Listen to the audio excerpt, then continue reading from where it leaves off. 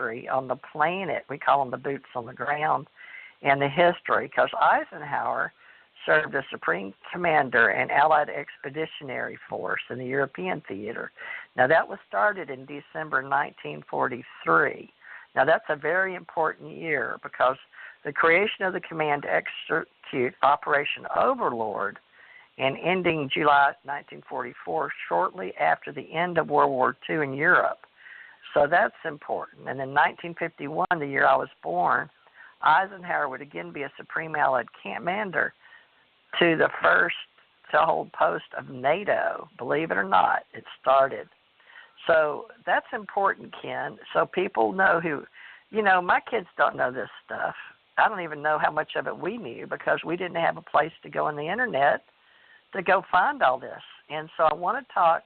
Let me tell you what I put on here because we're going to talk, but I put on here, I'm going to read this for you, Ken. ACO, Allied Command Organizers, okay, Allied Command Organizers. ACO can also stand for Allied Command Organization, but Commander Johnston about the UFO Secret Space Command and how our past history with NASA, NASA, may affect our future in space.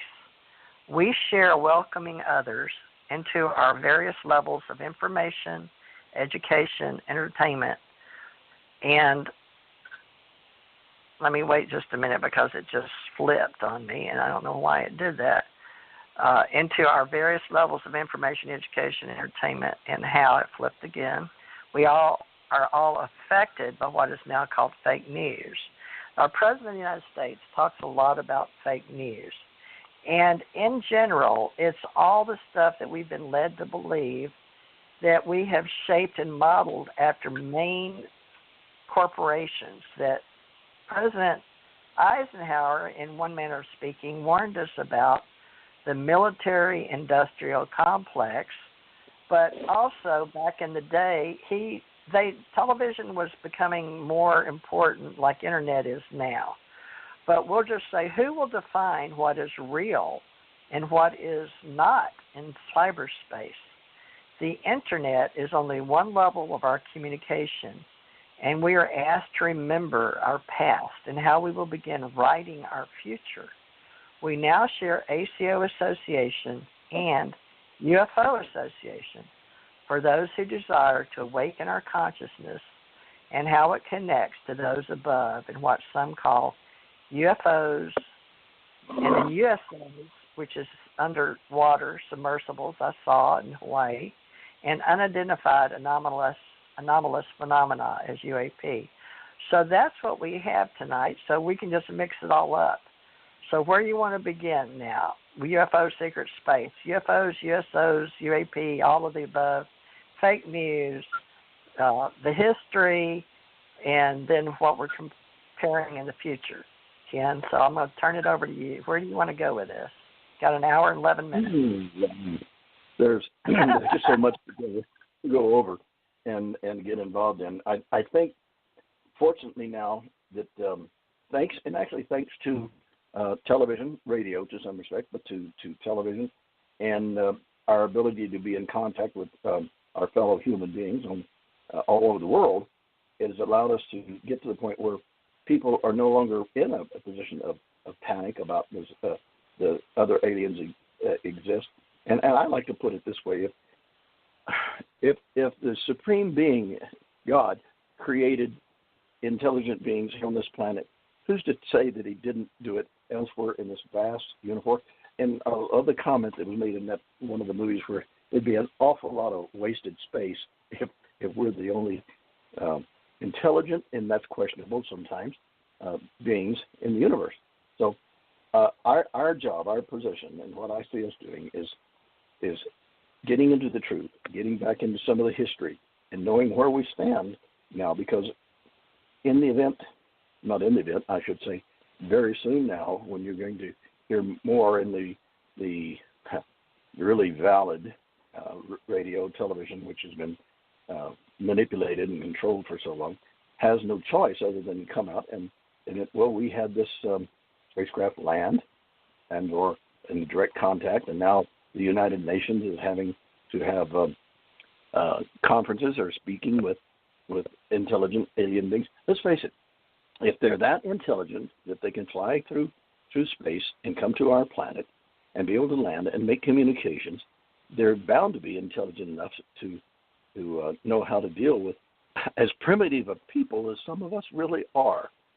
And I'm glad to see that now that we're coming forward and getting the information out there, that it's going to make it a lot easier. So, well, that's one of the things that I wanted to talk about tonight is how is that going to affect? And it's going to be, because I have a degree in theology and I've studied religions and I've actually been an ordained minister. It's so difficult for people that are so well indoctrinated in their own religious backing and belief. And I'll say, I can take all that knowledge and stuff I had, and I've gone back and I'm looking at, there's been evidence of extraterrestrial contact with this planet for thousands of years. And when you go back and look at a lot of the scriptures and things, you can take a look and realize that we're talking about non-human intelligent beings involved in what's going on this planet and with the people involved. So that's just one of the things that I look at is how kind of an effect it's going to have on people today. It won't be nearly as difficult, I don't think, as it would have been 50 years ago, or even further back it'd be worse. But then as recent as only 50 years ago, that most of the people, young kids have grown up with television and movies all about aliens. And, of course, that started off, Hollywood has been a big controlled system to indoctrinate our population, the people, and which started off with aliens crash landing and gobbling up and killing people and this and that, and on down the line. Finally, they're non-human looking beings that are being really nice and friendly, and like the little boy that says when he saw the spacecraft land on the white Washington porch, and this little fuzzy character comes out. The little boy says, "Look, Mommy, there's the Cookie Monster. He's my friend." And that's kind of where we were at. That was 50 years ago, and now we're at a point, I think, where we know that there's a lot that we can learn from any sentient beings that have traversed the universe and or have had an effect upon our development or our evolution, if you want to call it that, here on this planet. And then you're going to get into the things about, okay, what have we been doing to this planet? And you've got what the power-hungry, money-controlling, I can't think of the cabal, if you will, have kept us locked into petroleum that's been affecting our environment and whole parts of this planet, that now we can hopefully get the intelligence released. It's been out there for 60, 70 years that we could not do. We can't do away with petroleum, but what we have to do is just cut back on the way in what we're using it and move into the other types of power and systems for transportation around this planet and start taking care of Mother Earth. Because right now, unless you have a spacecraft bigger than what I've seen, we can't leave this planet the way it is. We need to take good care of Mother Earth. And so anybody that's listening to this program realize my whole purpose is to get it public enough to where we all have and have it at stake to save the Earth and make it the beautiful planet that it used to be, that it needs to be, and in the process does not affect the rest of our solar system, which affects the whole galaxy, which affects the whole universe. So that's kind of a big shot in the arm to take a look at it and realize, oh man, this guy's jumping way off the deep end. But no, I'm not. No, I'm not. And I'd like to hear other people's feelings about what the effect it would have on your family, so that say your kid's in college and you're going to have a visitor from the let's see, one of the good solar systems out there, kind of thing. It's going to come and give a talk and a presentation at their university. Are you ready to accept that and understand that it's all a part of education? I think the more education that we get and the more we share and the more that people can look at, the faster we are going to be able to move into the intelligent what do you want to call it? This secret space program, where we are in contact with other intelligent beings. Of course, we're probably going to run into some negative aliens, but by and large, the good, the right attitude, the right proper people, and beings are the ones that are going to be the supreme organization. And I guess that's probably where that term came from, the supreme.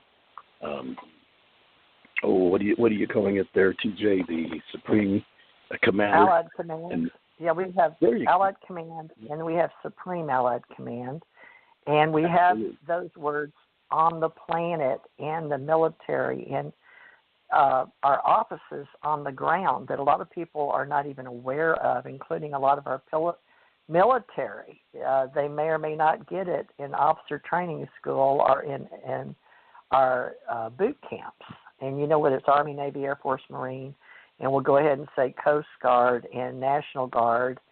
And you work with the high schools. Go ahead and mention what other Sea Cadets. I worked with the Sea Cadets. Ran some while I was in Great Lakes. You work with some children, so go ahead and mention those, the children. Oh, no, we won't. Young cadets, how's that? They don't like to be called children. Actually, the Civil Air Patrol goes all the way back to the beginning of World War II, in which the German submarines were all up and down our coastlines, and we weren't fully involved in World War II at the time, 1941. And what they were doing is when ships would come up, they would torpedo them and sink the ships. Well, when the Civil Air Patrol came along, it was a lot of adults that either had prior pilots or either owned their own airplane, and they got with the president and with Congress and saying, look, we have these small airplanes and we can fly up and down the coastlines, whereas the big fast airplanes that you've got, they're going to miss things, and we're down low, flying low and slow. And actually, we get credits for sinking two subs. And one of the things they did on a little Piper Cub, would you believe, they put a tube between the two seats in the airplane, and they had like not bombs, but they were little cylinder bombs. They could fly right over the top of it, drop it, and it would cause the submarines to have to get out of the area, and so they were no longer as safe. And finally, the admiral in charge of the Nazi forces ordered all the submarines away from the American coast because it was too costly. They were losing too many submarines and things. And so back to the kids. What I was getting at is where you had the Civil Air Patrol, you had people that medically couldn't be part of the active military. These were the adults. And the younger kids wanted to be involved and do something that they could do, and they had help. So they formed the Civil Air Patrol Cadet Program, and it was kids from the ages of 12 years old and up. And it was a pseudo-military organization during World War II and the Korean War, and then up until, about, 30 years ago, 1941, Congress made the Civil Air Patrol an actual organization connected to the Army Air Corps at the time, and as soon as Pearl Harbor happened, we became the primary communication systems between military bases and things where we could fly supplies in and out, and we volunteered to fly up and down our coastlines, coast to coast, and East Coast, West Coast, and the Gulf Coast.